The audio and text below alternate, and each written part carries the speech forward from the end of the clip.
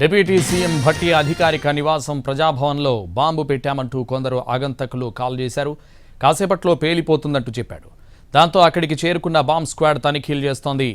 మరోవైపు కాల్ చేసిన వ్యక్తిని ట్రేస్ చేసే పనిలో పడ్డారు పోలీసులు.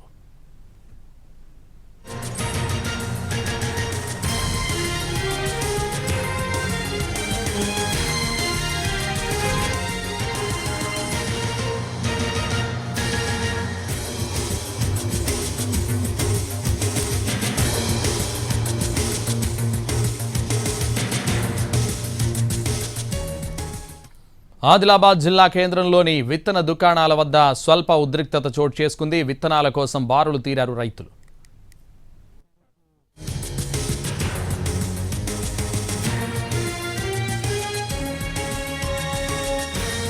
భట్టి అధికారిక నివాసం ప్రజాభవన్లో బాంబు పెట్టామంటూ కొందరు ఆగంతకులు కాల్ చేశారు. కాసేపట్లో పేలిపోతుందంటూ చెప్పాడు.